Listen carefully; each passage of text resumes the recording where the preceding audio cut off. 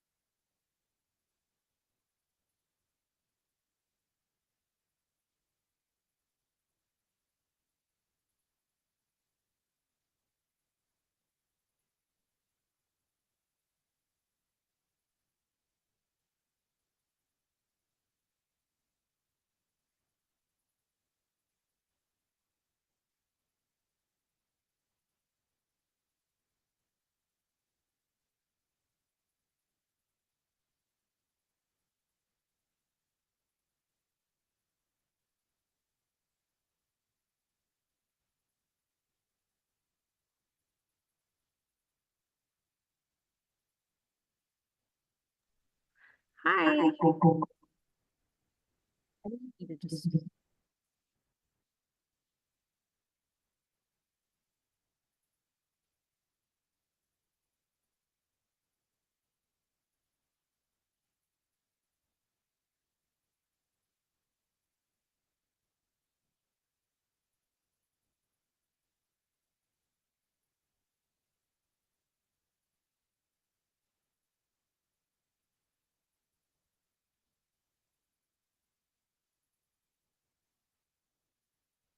Afternoon. We have a few more members coming in, so we'll get started shortly. And then I also, sorry, go ahead. No, I said sounds good, just so I can have your guidance as to when to begin, and hopefully you all can hear me okay. Yes, we can hear you very clearly. I do want to make you aware. I think we need to move item 4 before item 3.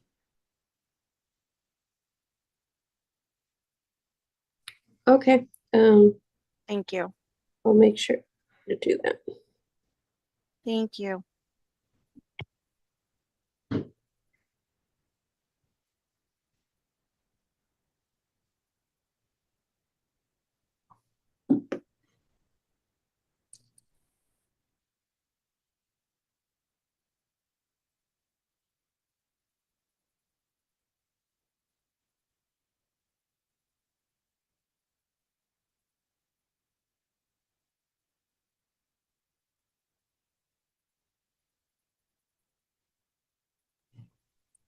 Does it look like we'll have quorum to pass the minutes today?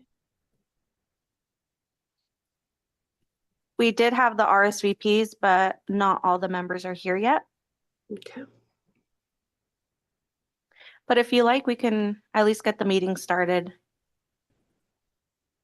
I think we can do that. We'll just skip the minutes, I guess. But yeah, there's some formalities we need to do first or to start off the meeting.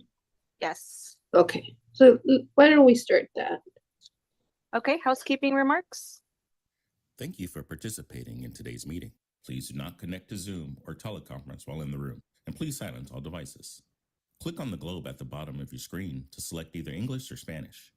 Public comment will be taken after each item. If you are in the auditorium and wish to comment, please use the iPads located in the lobby. For meetings in other locations, please complete a blue speaker card and provide it to a South Coast AQMD employee. Speakers may be limited to a total of 3 minutes or less for all agenda items, and times may be shortened to ensure all speakers can be heard. A countdown timer will be displayed on the screen for each public comment. Word time will be allotted for Spanish translation that is not simultaneous. For questions or issues on public comment, please call the public advisor at 909-396-3247. That's 909-396-3247.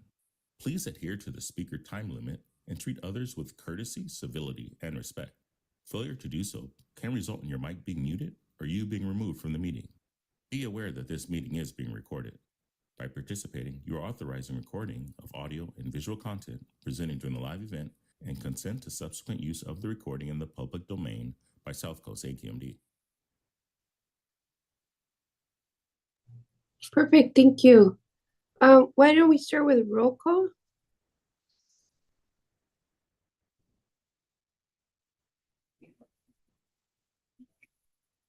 Hello. Okay. Good afternoon, everyone.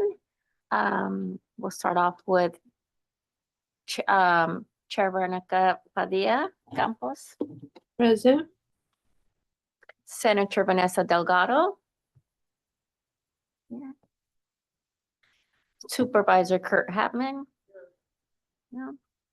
Mayor Jose Luis Solache, Mayor Elizabeth Alcantar, Manuel Arredondo, Present. Pamela Atsiri, Angie Valderas, Ada Briseño, Dr. Lawrence Beeson, Susan Bilodeau, Paul Choi, thank you, Paul, Carrie Doy, Dr. Afif El Hassan, Lisa Hart, Mary Figueroa, Angela Garcia, Kareem Kangora, Dr. Jill Johnson, Humberto Lugo, Donald Smith, and Rafael Yanes. That completes the roll call. Thank you. Do we have quorum?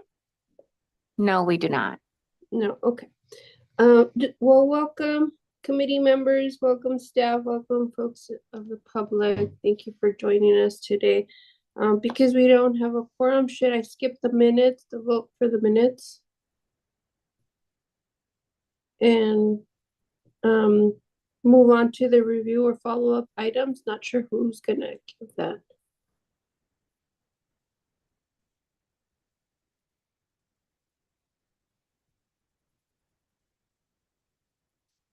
I'm sorry, can you repeat the question? Because we don't have quorum, I was saying we skip the voting of the minutes and we move on to number 2, which is the review of any follow-up items. Oh, okay. These, So last meeting, members requested an update on Rule 1135 as a future agenda item, and this item is on today's meeting agenda. Members also requested an update on Assembly Bill 98 regarding air monitoring and requested an update on South Coast AQMD's position on the bill, and this item is also on today's agenda. Thank you.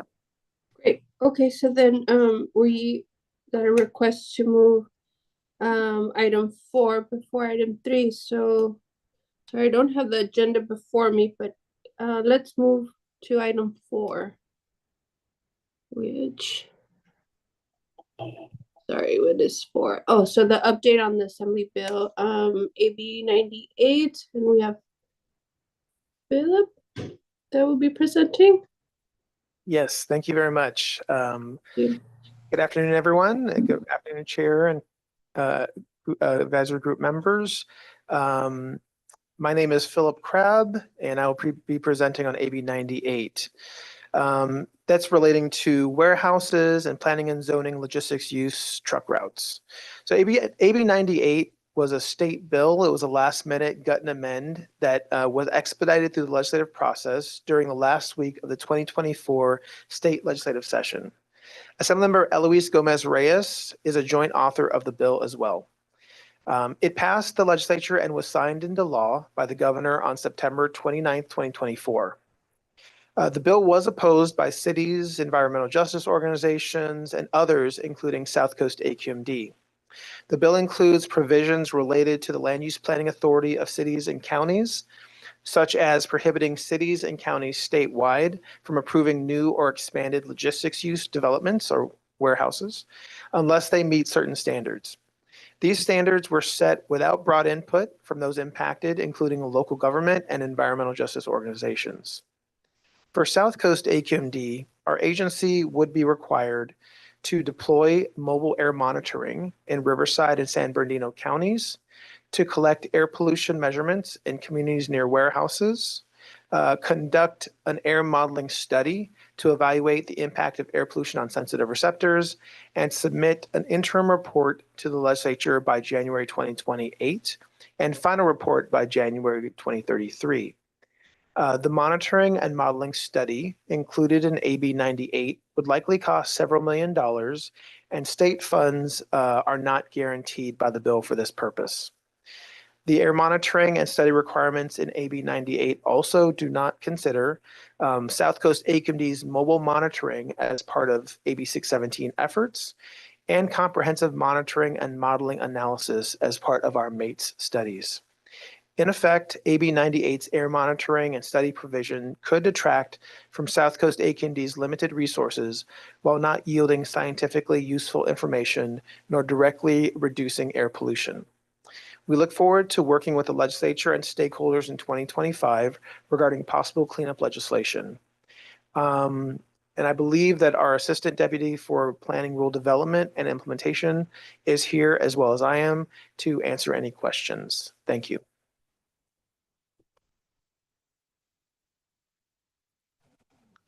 Thank you for that presentation and update. Are there any questions from the board members? I have one, Chair. Just curious, like other legislation passed by the legislature, unfunded mandates. As a board member, I haven't heard any kind of briefing closed session, but is there any contemplation of any kind of legal action on this about the funding to do this? I'll answer in terms of, I think was promised, since this bill was actually literally for like the last week of session, there were promises by the authors to do cleanup legislation in 2025. So I think one approach would be to, within that legislation, the follow-up legislation this year, to secure funding maybe through like a corresponding budget allocation. So I'm not aware of any like litigation, but legislative activity for sure. Okay, maybe it should be brought back in closed session for the board, because they're predicted to have another deficit, so.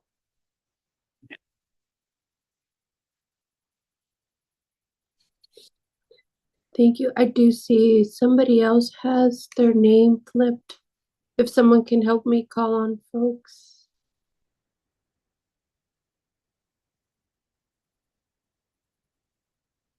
Ana Gonzalez? Yes. Hi, thank you so much for putting this on the agenda. I believe I was the one that requested this. So as we were, also frantically rushing through the legislation to get some amendments on this bill, one of the things that I was told was that there was opportunities for funding and because there has already been efforts to do air monitoring, that this shouldn't have to be a heavy lift on AQMD to produce a report by 2026. And so my question is, I guess, can we allocate some of the ISR funds to accomplish and complete the report, given that we already have data accomplished, and then just, finishing up and allocating some of these funds to staff up and produce the report to not make it so difficult, and then obviously working with the state legislature to come up with matching funds maybe. But I just don't see it as such a heavy lift as folks are making it seem. And so I guess, it does come to the board, of course, of AQMD to make that allocation. But I would encourage folks to look at other funding opportunities, given that we already have results from AB 617 and CARB air monitoring studies that have already been done. So I'm just wondering, are there any ideas of where we're going to get some funding, including the ISR funds from the fines? Maybe I could address that one. I'm not sure. Can folks hear me? I just want to double check in the room. Yes? Yes. Great. Okay. Thank you. Hi, everybody. My name is Ian McMillan. I'm the Assistant Deputy Executive Officer for the Planning Division, including the implementation of the warehouse rule. So I think the part that you're referring to is a different part of AB 98, which requires South Coast to do some outreach before spending any penalties that come in for any violations of the rule. And that I think what you're suggesting is that, okay, can those penalty funds potentially then be used to pay for this study? And that's certainly, I mean, the kind of feedback that we would, be seeking as we go out through this public outreach. I don't think we've really scoped out what that public outreach process looks like yet for these penalty fees under AB 98. But that, that kind of feedback that you're providing right here is, I think, that one of the things that we would be, seeking. That said, I think one of the things that we're also, just to be, open about it, that we're looking at the penalties that we're receiving. There's also compliance and enforcement effort needed from the district, and we want to make sure we can recover our costs. I think that's another factor in all of this. And are there going to be enough penalties coming in to cover both the resources that the district needs to spend to enforce the rule, as well as any additional amount needed for the study? And I think on the study itself, there are somewhat similar kinds of studies that we have done, but certainly what's laid out in the statute is much broader than anything that we have done. The level of mobile monitoring that's being described and the modeling goes well beyond what we have. And so that's where there's considerable extra scope that would be needed. And that funding hasn't been identified, but the language in the bill says subject to appropriation. So that's where it looks like there would have to be appropriation from the legislature to conduct this study.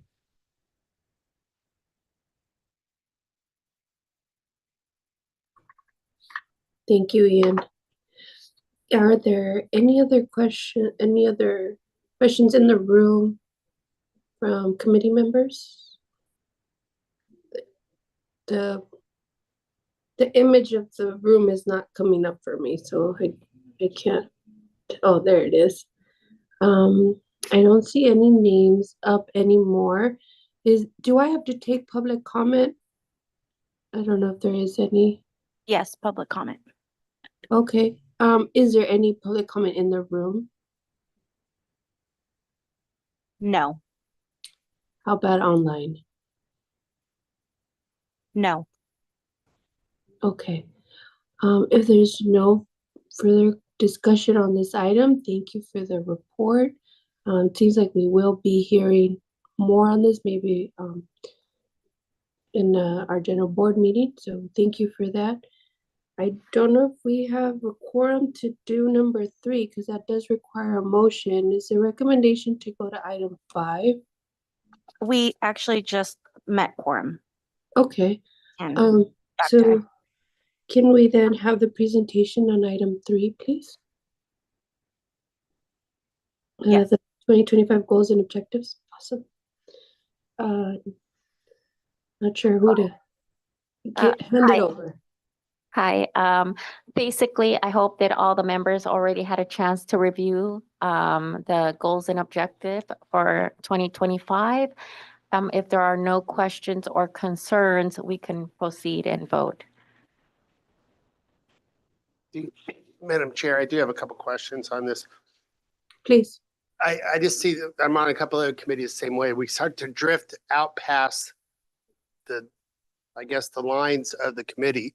This committee is Environmental Justice Advisory Committee. It's supposed to be advising on environmental justice things. And so anything we go outside there, it's just extra work for the staff. I noticed a couple of these. I'm trying to pull up that document again. They're in different previews. Air quality management plan updates that comes through the board. I'm just picking them. Climate change, you know, that's not environmentally justice. I mean, these are extra work for our team here when we're already, we saw that in the business committee as well, where they're asking for a lot more information than what the preview of the committee is. So I'm just bringing that up as thoughts. All these things are important. It's just, are they properly in the right committee? That is a good point. We do have a climate change committee established already.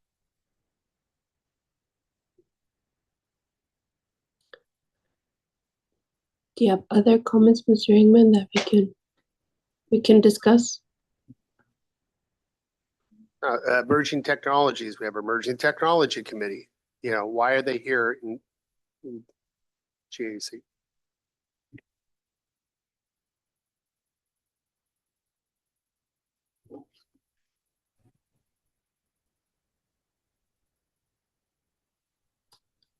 I agree that if we have an existing committee, we should really ensure that the items are being discussed there, not sort of mixing committee issues or topics. Do we have a discussion and the staff takes into consideration, then we take a vote?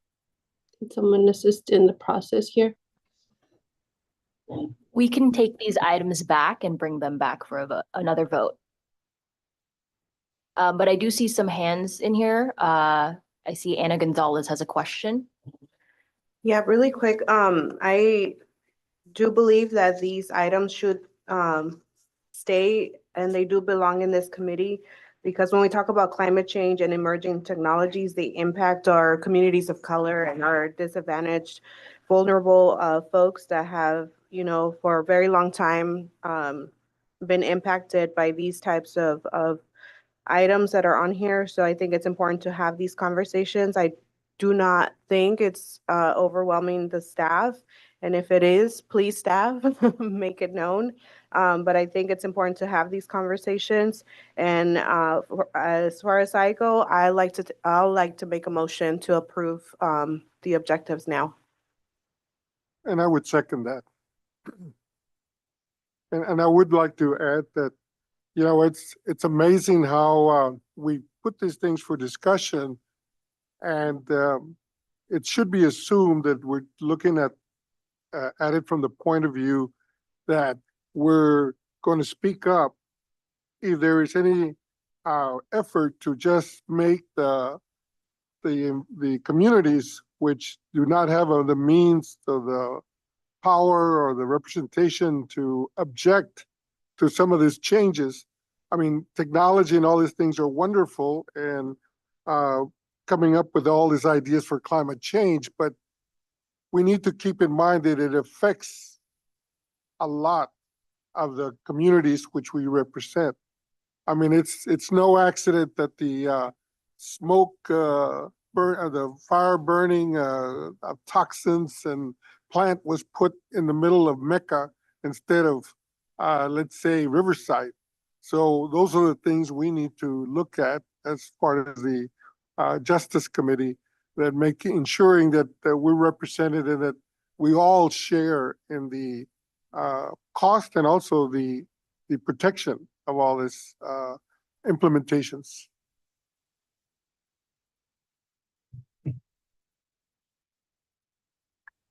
Chair Deanna Campos, This is Lisa Tanaka. I'm Deputy for Legislative and Public Affairs. First of all, I apologize for being late. I had a dental appointment and it was took a bit longer. But the EJIG charter is fairly broad, and the advisory group has within that charter the ability to review policy issues and agency activities that impact environmental justice issues.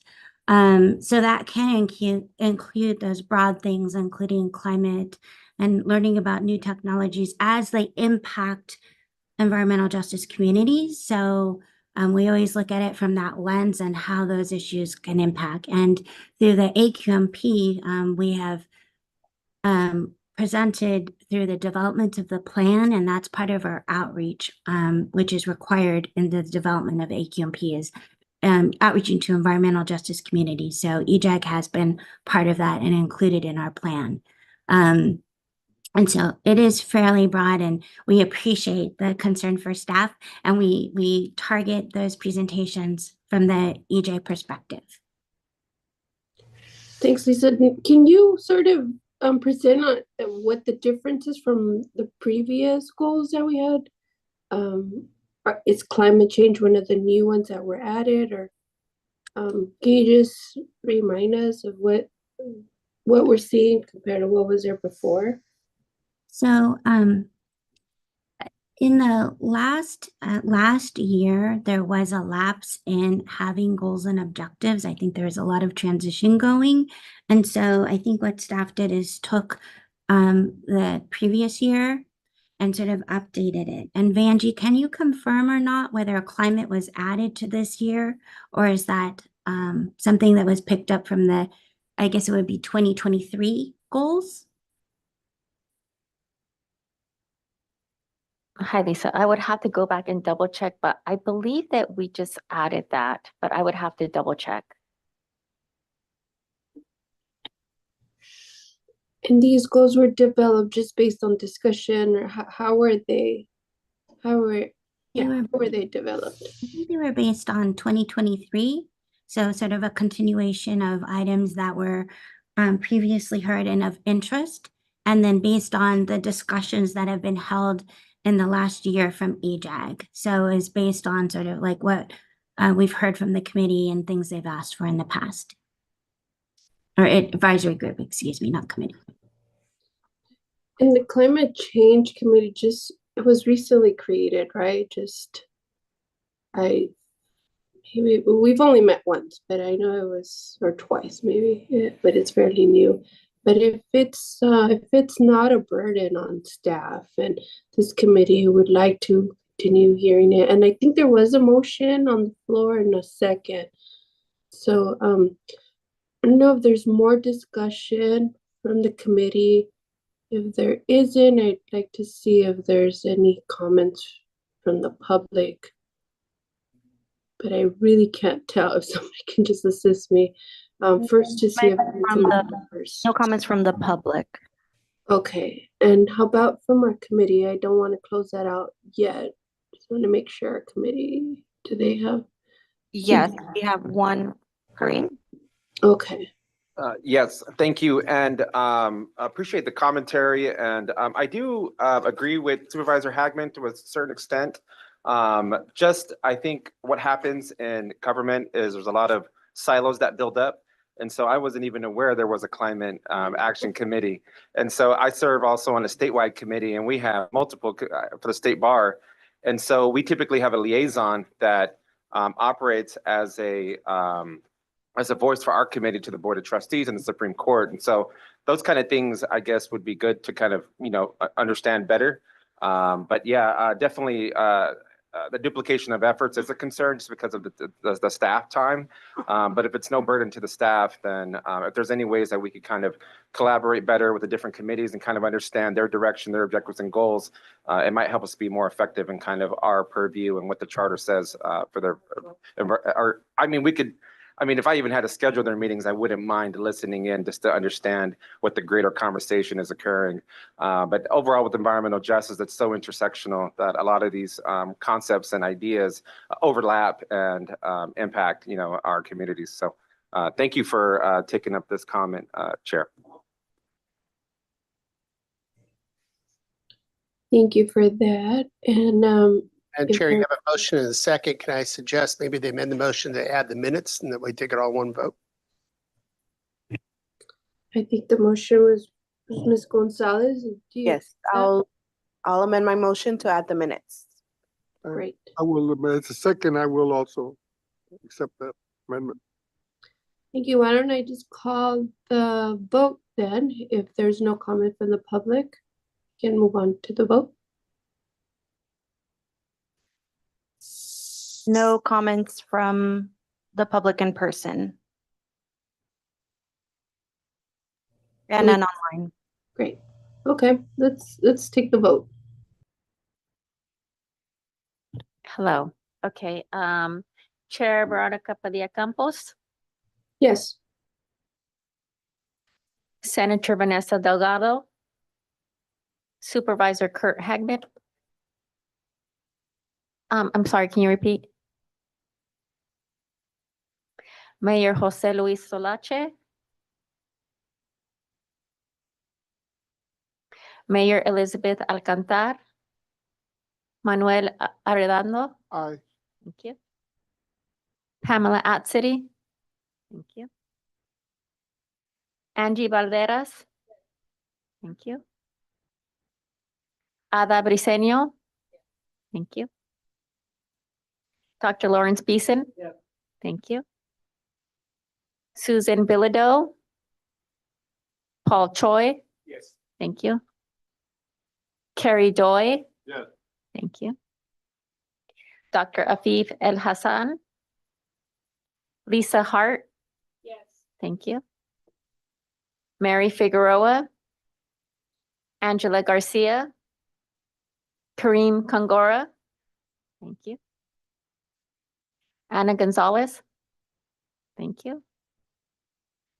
Dr. Jill Johnson. Humberto Lugo. Eddie Marquez. Donald Smith. And Rafael Yanes. Yes. Thank you, Rafael. That's 13, so the minutes and the goals and objective all pass. Great, thank you. That was a good idea to put the minutes in there. They're sort of piling up.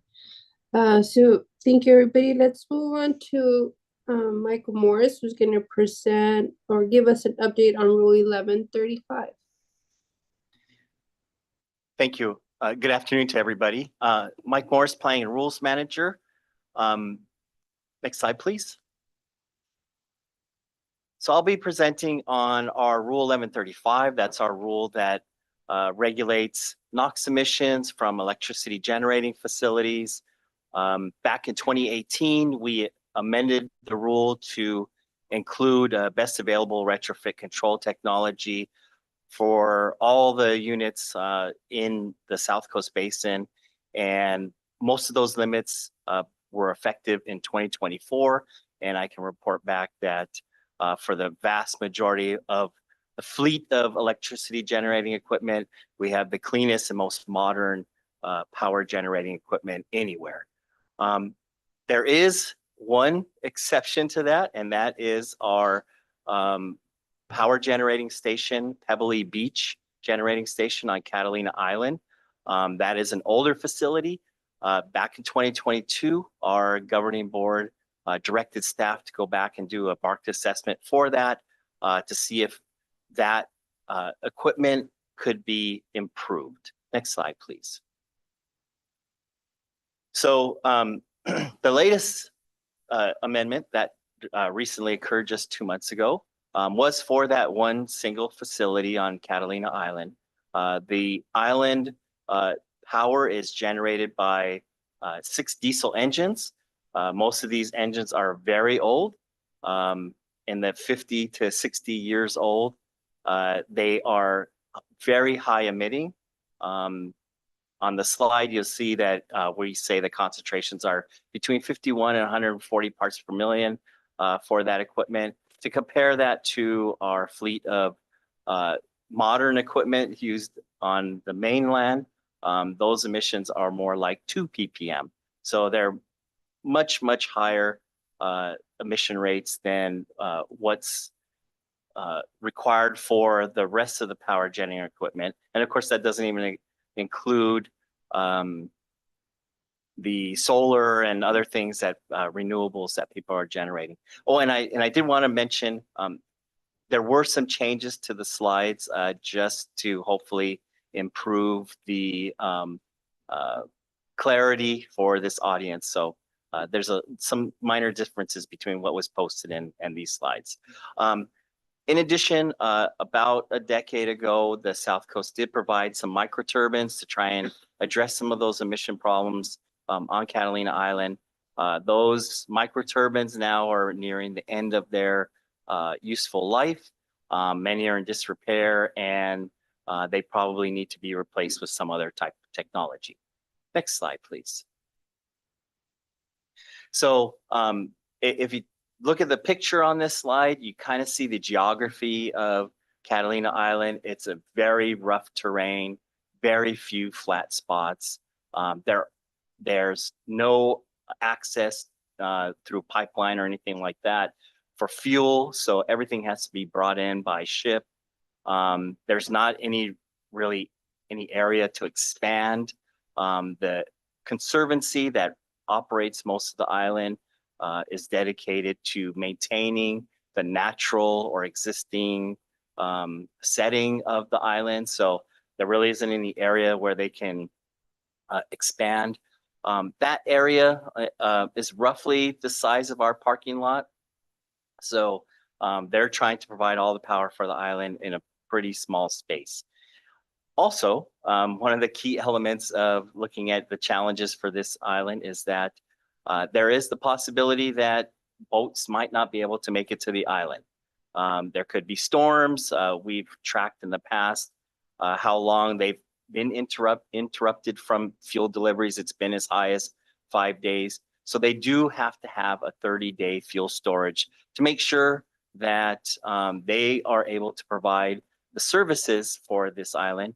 And those services include all of their power, all of their utility gas, meaning like the stuff that they use for the stoves and heating and stuff like that, as well as a substantial amount of their water. So losing power at that site would be a disaster for that island. Next slide, please.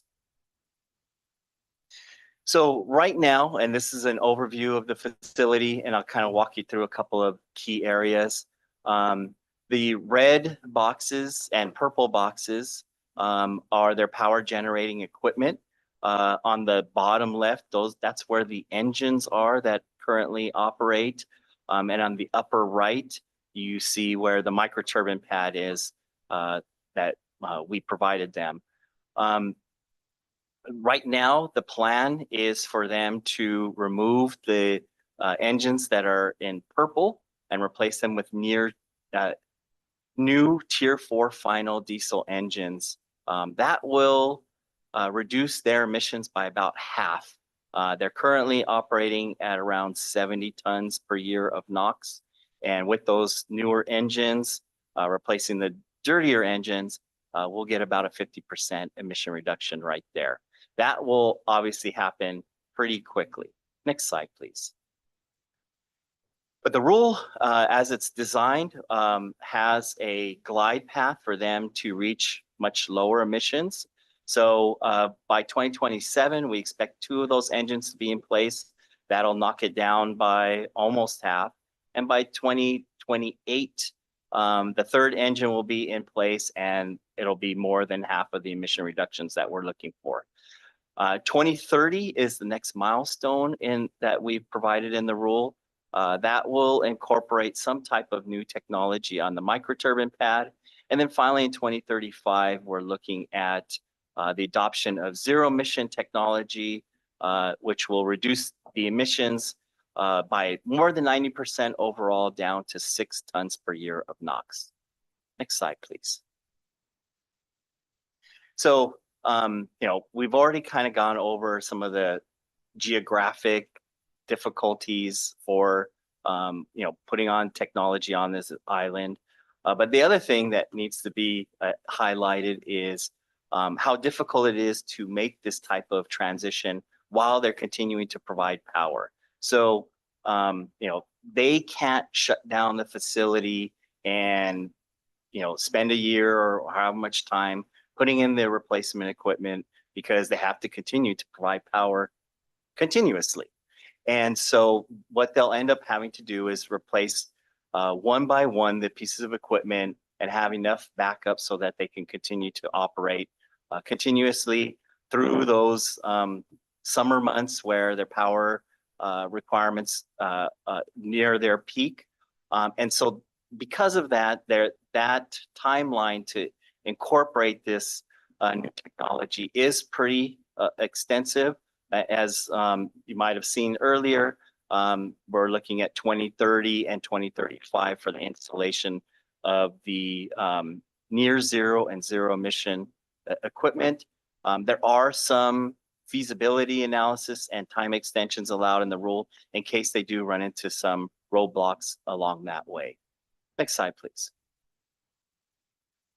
So in the end, what we're expecting is that they will have those 3 Tier 4 final engines. They'll provide about 20% of the power generation. You know, there was some discussion about whether they'd be backup, and I don't think 20% would be really backup. It's more of a pillar. But you know, ultimately, those engines also provide that 30-day cover or backup or emergency need in case the barges can't provide fuel. We're also expecting now really the bulk of the emissions to come, or the bulk of the power generation to come from zero emission and near zero emission equipment. Most likely the older engines will be removed and there'll be space there as well as where the microturbines are to put in these equipment. Most likely they'll utilize the propane that's in that area as the fuel source, but we're technology neutral, and if there's some other way that they can utilize some other type of fuel or process, that's perfectly fine with us. And we also expect that about 30% of the power generation on the island will be from zero emission units, probably solar, but there's also other options available to, including wave or hydrogen type technologies that would be perfectly acceptable with us. Next slide, please. So for the zero emission technology, I kind of wanted to just touch on the solar aspect of it. I think a lot of people, when they look at the island, they think, oh, wow, it must be ideal for solar. That's actually the opposite of what's true. As you might remember from that earlier picture, the geography on the island is pretty rugged. And here we're showing a portion of the island where there was a study done to see where they could actually put in solar. And there's a tiny green sliver in the center of that picture up there that shows where there might be a good place to be solar. It's a location called Middle Ranch where there used to be an actual ranch, and that has gone away, but it is an area that is relatively flat and free of cultural significance or need for protecting wildlife. And so they've identified that it's about 15 acres, and that alone could provide about 30% of the power for the island in that little area. But finding another spot there is really, really difficult. And so at this point, that's about as much as we were able to identify as available for solar at this time. Next slide, please. But we do want to make sure as part of the regulation that we're limiting the amount of diesel engines. And so as part of the rule requirements, they have to remove engines that are not these new Tier 4 diesel engines by 2030. We're limiting how many engines they can put in, the size of the engines that can be put in. And after 2028, anything that they put in to expand or grow needs to meet our zero emission or near zero emission standards.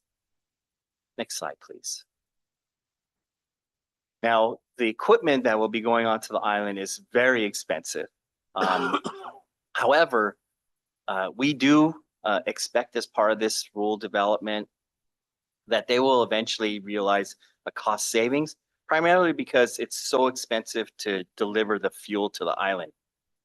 And if you do have a renewable type, solar or wave or something like that, those fuel costs will no longer be there. And we're looking at annual savings of roughly $14 to $15 million a year. And we also looked at this from the socioeconomic side, and we don't see any job impacts from this adopted rule. Next slide, please. So just in summary, the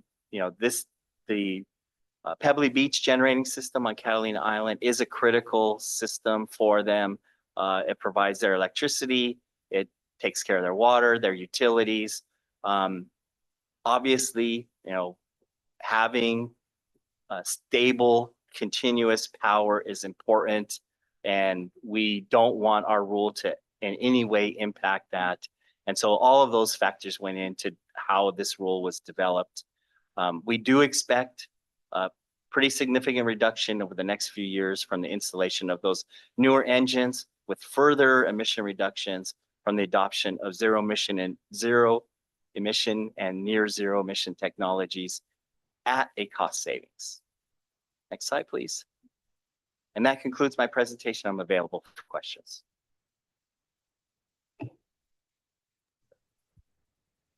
Thank you, Mr. Morris, for the presentation. Do we have any questions or discussion from the committee?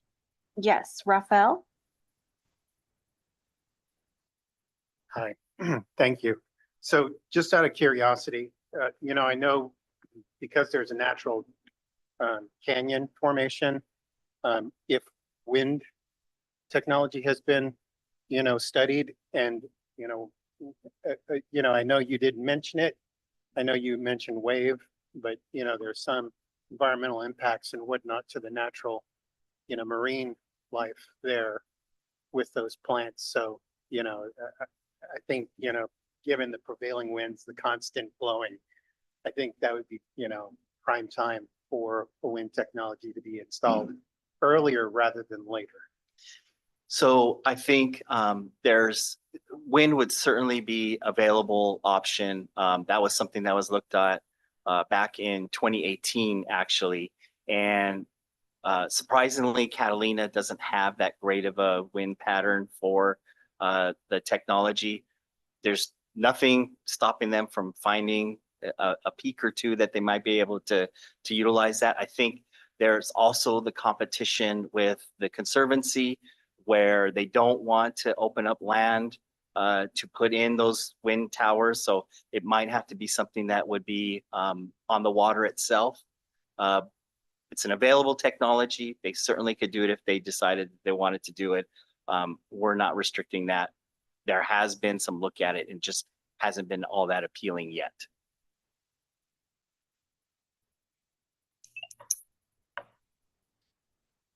Thank you.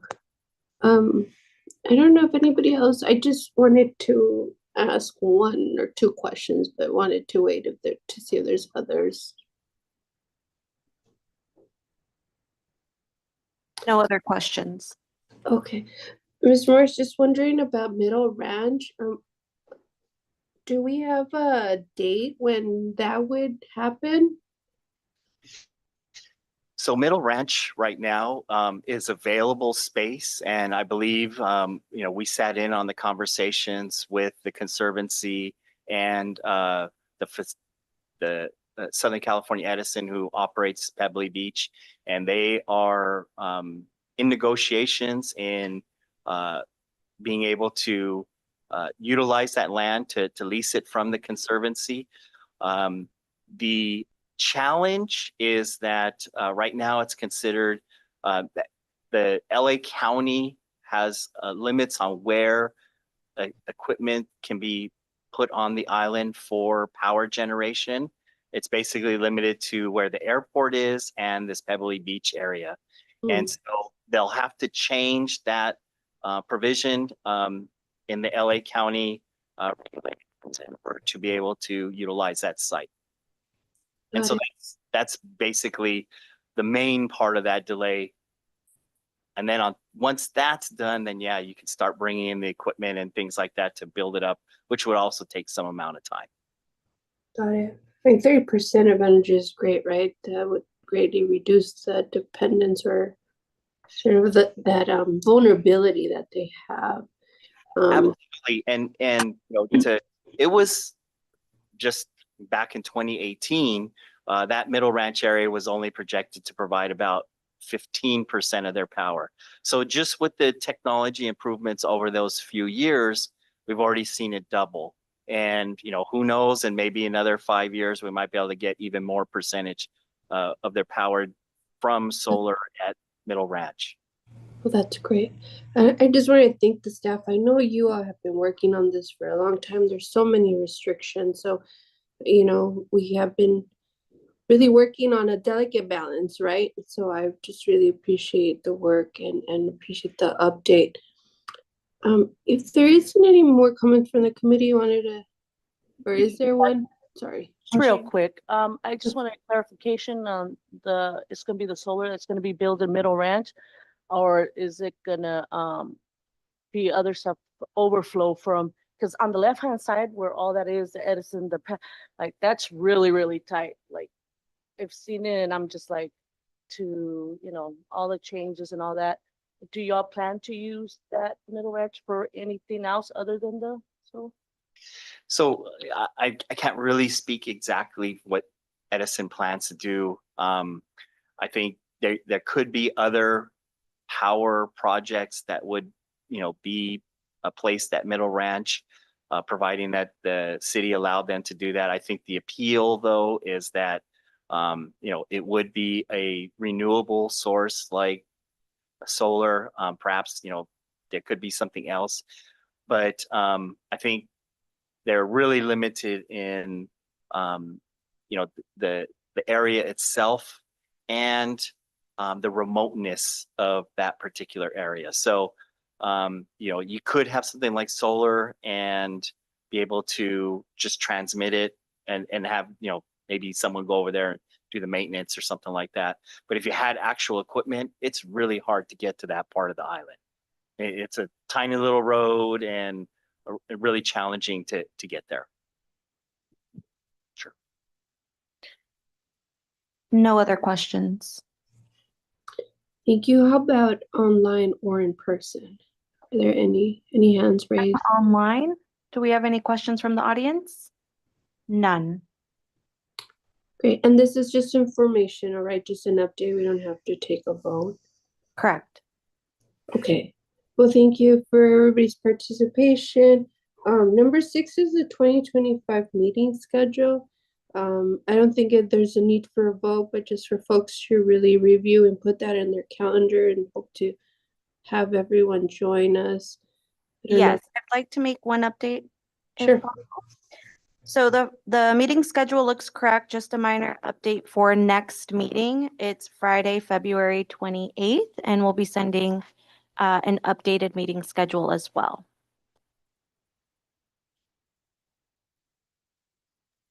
Great, thank you very much. And then just to finalize, are there any member updates? I don't have any. For updates, I see one. Anna Gonzalez. Yeah, thank you so much, staff, for indulging us in our request for agenda items. I'd like to request 2 agenda items for our next meeting. We can have updates on how crematoriums are, what do you call it? How they get their permits. There's been a growing concern in the city of Colton that there's been a growth in crematoriums coming in their communities and next to people's homes. And there's been, I guess, misunderstandings on who gives them permits. And so I would like to know how that process is done. I'm a little confused about it too. The city of Colton is pointing fingers at AQMD, and then AQMD is pointing fingers at the city of Colton. So I would like to learn more about how those permits are processed. And if we can get an update on the Port ISR, that would be great. Thank you.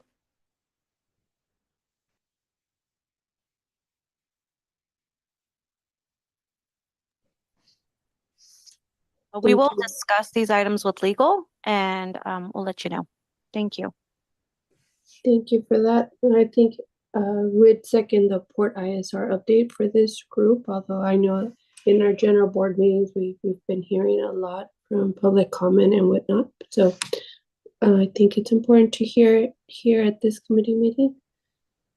So on the Port ISR, or the work there, I'm not sure. I think Josie's on, but I would be concerned about a quorum of the board because we do report to the Mobile Source Committee. When we add the Mobile Source Committee members plus the board members that are on EJAG, then we could have a quorum of the board in the potential for a serial meeting. So makes sense. Yeah. Yes, Susan. I'm sorry, somebody was. Yes, hi, this is Josephine Lee, Senior Deputy District Counsel, and that's I agree with Susan's concern of serial meetings. But I think what we can do is let the EJ committee know when the places where they can participate in that process for the Port ISR and the committee meetings that they occur. Thank you, Susan. I appreciate that's the sort of middle ground there. Okay, are there any other updates from folks? I'm gonna try to be in person next time. This is a little challenging. So I do see a waving hands. Okay, one more.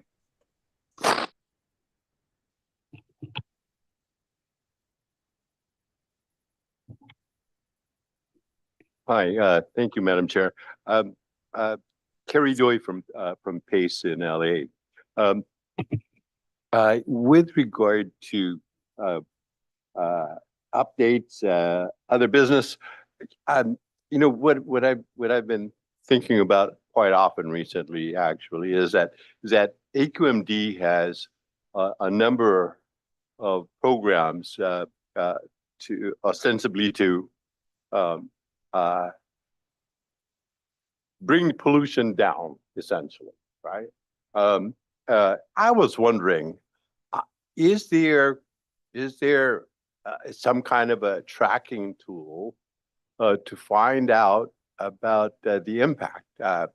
How many GHG emissions have been reduced as a result of all of these programs? Which programs are the most effective? What about PM 2.5? Has that been reduced? Yeah, all of the above. Is it possible to be able to say that the air today is 10 times better than it was 10 years ago? And how is that qualified? I was wondering if we could get some kind of a presentation on that at a future meeting. We can discuss with our planning team to see if we can get an update on ozone and PM. Thank you. Thank you. Okay, well, don't think there's any more hands up. I really appreciate everybody sort of coming to this special date so we can have a Thanksgiving holiday. So I just want to wish you all a great holiday and hope to be in person at our next meeting. Am I correct? And that's the end of the agenda, correct? Yes. Oh, general public comment. We just had our in-person audience member leave and no hands online. Okay. So with that, then I'll close our meeting today at 12:57. Thank you, everybody. Holidays. Happy holidays. Bye.